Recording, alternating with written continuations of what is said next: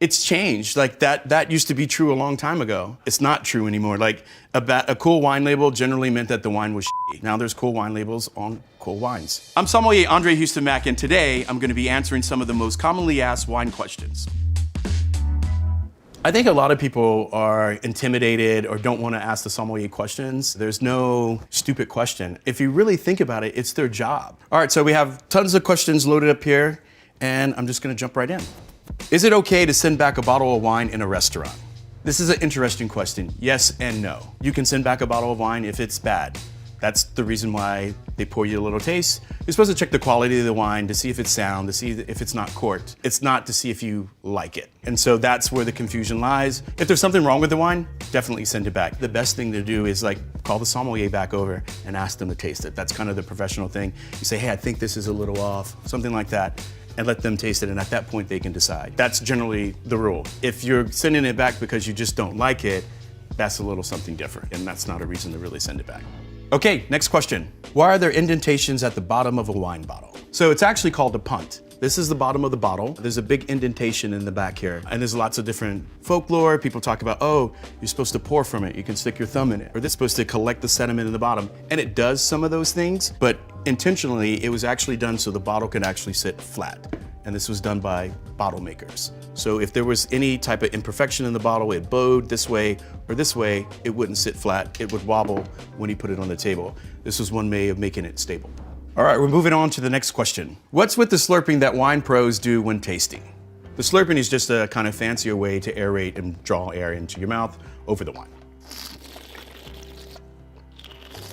Wine is a living, breathing thing, and oxygen is the enemy. So oxygen starts to attack the wine and starts to break it down, thus softening the wine up. It kind of takes off the sharp edges, and then you get a better appreciation for the wine.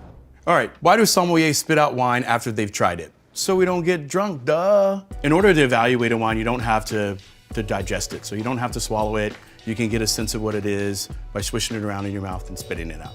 And you might be thinking, how do we get away with spitting on the restaurant floor? Well, we use these little things here. You're discreetly, spitting in the spittoon, and that way no one can see it. But it is considered a professional thing that you do. They can't have you walking around the restaurant floor being drunk. Which wine should you chill and why? Generally, when I read this question, I apply it to red wine.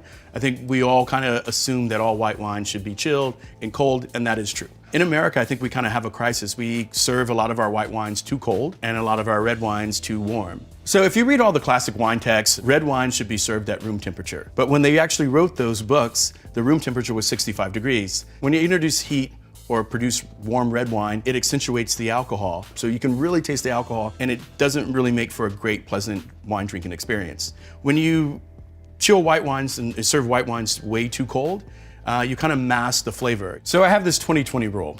It's very simple. You want to take your white wines out of the refrigerator 20 minutes before you want to drink them, and you actually want to take your red wines and put them in the refrigerator 20 minutes before you'd like to drink them. The flavors are a lot brighter. It doesn't come with the weight of alcohol, and it tends to be less full body in some ways.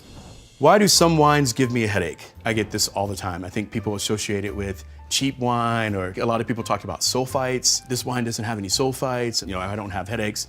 Every single wine has sulfites. Sulfites are a byproduct of fermentation, right? There's sulfites in bread, things, and a lot of people are allergic to them. But what you're really allergic to, and what probably really gives you a headache, is actually the histamines. Histamines are found in wine, and people react to them, so it's not sulfites. Histamines in general exist in your body. They're kind of like the bouncer at the club. Things enter your body thinks that they're protecting you, and so they start to push them out. That's why you have a runny nose, you start to sneeze, you'll start to itch. But the idea of it is that if you incorporate more water, maybe take some aspirin, and maybe not drink as much, you should be fine. But I'm not a doctor, so consult your doctor.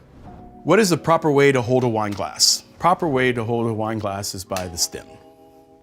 There's a couple of reasons for that. I guess the biggest one is that you don't want your hands to alter the temperature of the wine. So you don't want to really hold the glass like this or like this. You see people hold it like this. Altering the temperature of the wine can change the experience. So if you have, let's say, a red wine, a Cabernet from Napa Valley, and it's served too warm, it accentuates the alcohol. So you get more of that burning sensation in your mouth. Does that mean that you have to throw out your stemless glasses?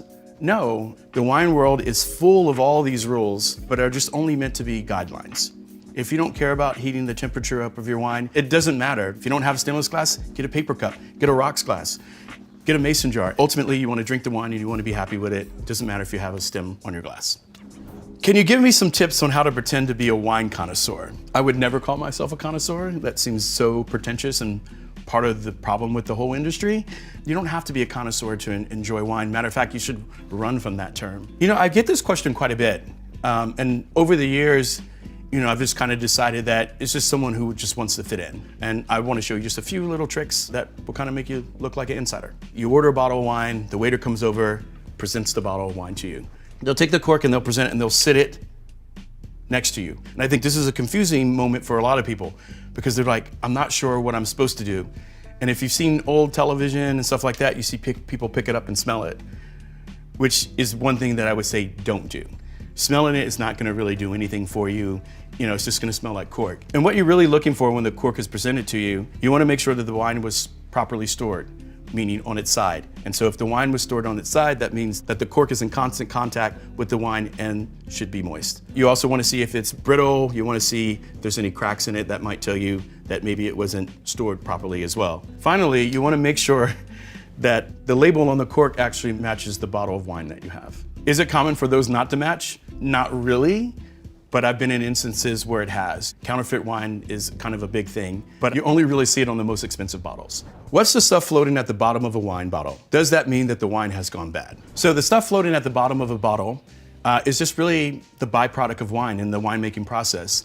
As a wine ages in a bottle, it starts to deteriorate. Slowly over time, the pigment starts to fall out of the wine and forms what we call a sediment. It's not a bad thing, you can drink it. You generally see that in old bottles of wine. There's a second answer to this question. The idea nowadays is like if you filter refine a wine, you're kind of stripping away some of the flavor in the wine. So nowadays, and some really cool stuff, like this, so you can see how it's like traveling all throughout the bottle, kind of looks like sea monkeys. But you just see all these little particles, it's cloudy. The thought is that this is traditionally how wine was made before they introduced things like filtering fine into wine and gives more flavor to this wine. If it's at the bottom, you don't have to drink it. It's not bad. It can't harm you. A lot of people like that. And for some, this is a sign of low intervention winemaking. Is non-alcoholic wine actually wine? Is there non-alcoholic wine?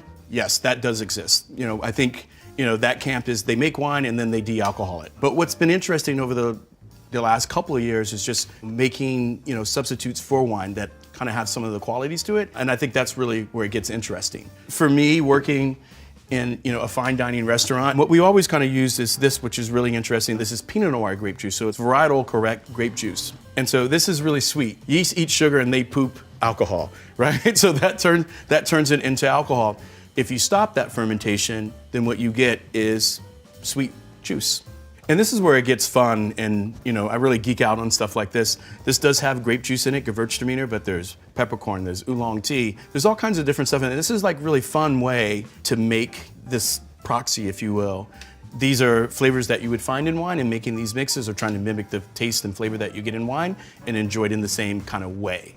Should I pay attention to wine ratings, and what do they mean? Yes and no. Wine ratings are interesting, right? I get why people are attracted to them. It takes a lot of the guesswork out. Wine is complicated, right? You know, it's, you know, from the outside looking in, it's pretty pretentious. It's intimidating. All these things that we always talk about, and the fact that, like, if you don't know something about it, you don't want to get took. And wine can be expensive. For me, I'm always about power to the people. Taste it. That's the only true way that you get to know it. You don't have a rating system for burgers or for like soda. You taste it, and if you like it, you like it. You don't need anybody to tell you if it's good or not. And then what happens, you have something like this where they have medals. So they enter these wines into a competition. They have industry professionals taste all these wine blind, and they get medals on them. To me, it doesn't really mean anything because I don't place a value on that. It could be submitted to anything. You don't know what these wines were submitted against. The Oscars say something about a movie. The best way to always evaluate it is to go see it yourself. And ultimately, that's the same thing with wine. You taste the wine, you like it or you don't. You go see the movie, you like it or you don't. Is it bad to pick a wine based on just a cool label? It's changed. Like when I started, this was definitely the case. Now it's totally different. You know, there's lots of great wine with cool labels on it. As you started to get lots of younger people into wine, you know, they've kind of dropped all the rules. It's just not script and cursive and ink prints of chateaus. There's like really cool examples with really great art and makes wine fun.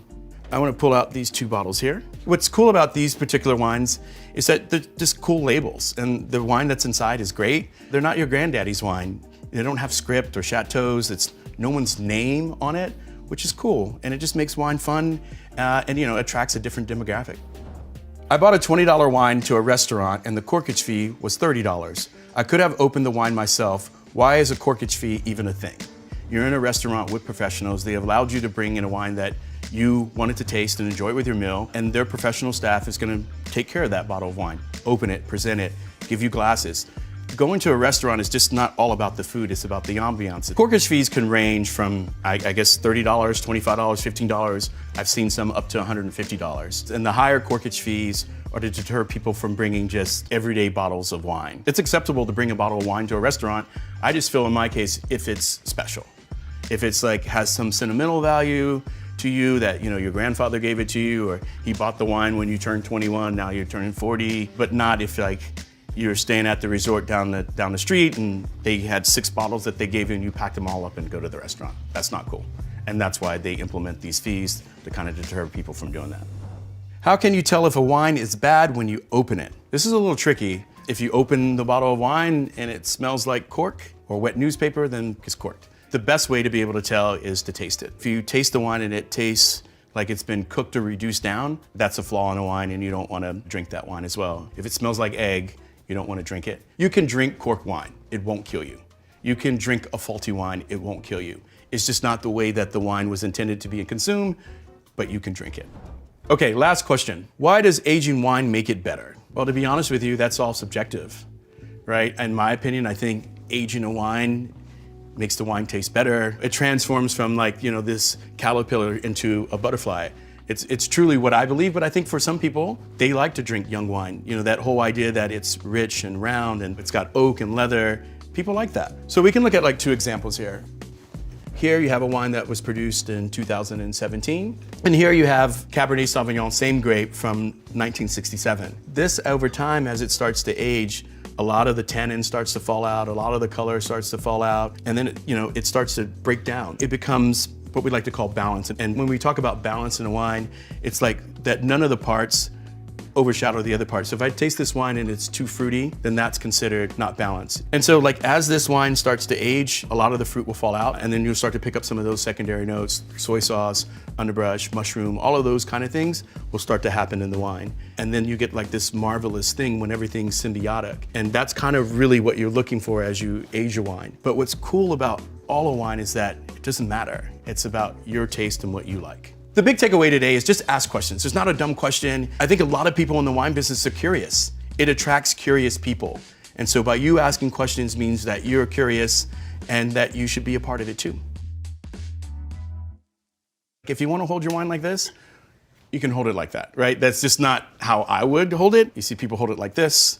You can put your pinky out or not put your pinky out. There's really no rule.